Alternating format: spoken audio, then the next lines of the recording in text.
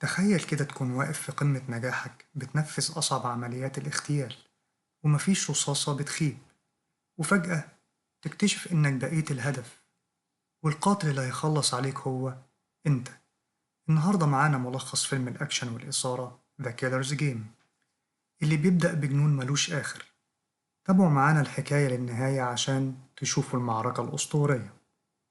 بنتعرف على بطلنا جو، أخطر قاتل محترف في العالم، والظاهر كده إن هو ما بيفوتش أي لقطة.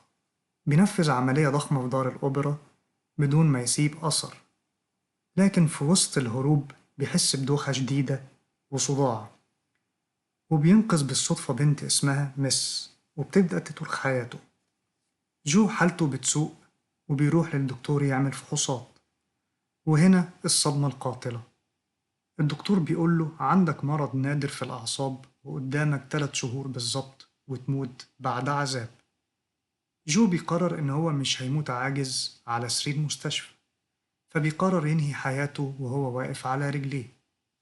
بيروح لرئيسة المنظمة بتاعته، وبيحط مكافأة 2 مليون دولار من ماله الخاص لأي قاتل محترف ينجح في اغتياله في خلال 24 ساعة بس. وفي نفس الليلة بيبعد حبيبته ميس عنه، وبيسيب لها رسالة صوتية بيودعها فيها.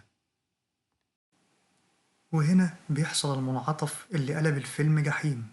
الدكتور بيكلم جو في التليفون، وصوته بيترعش وبيقوله أنا آسف جدا يا جو، المعمل بدل باركود التحاليل بتاعتك مع مريض تاني خالص، وانت سليم 100%، ومفيش عندك أي أمراض.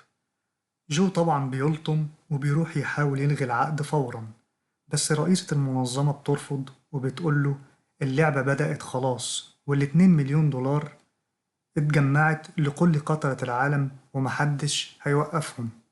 من هنا الفيلم بيتحول لملحمة أكشن دموية، قتلة من كل صنف وكل لون بيروحوا يهجموا على بيت جو. قتلة بالسيوف والمسدسات والرشاشات، وفرق نسائية بأسلحة كبيرة جدا، وجو بيفرمهم واحد ورا التاني.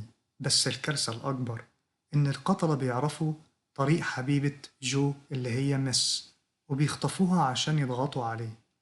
جو بيروح وراهم في قلعة مهجورة، وبيتحول لوحش كاسر محدش يقدر يقف قدامه، وبيكتشف في وسط الضرب إن حبيبته حامل منه. المعركة بتوصل لذروتها جوه كنيسة. جو بيخلص الرصاص بتاعه وبيقع في فخ الموت، بس حبيبته مس بتفاجئ الكل، وبتضرب القاتل بالرصاص وبتنقذ حياة جو في النهاية.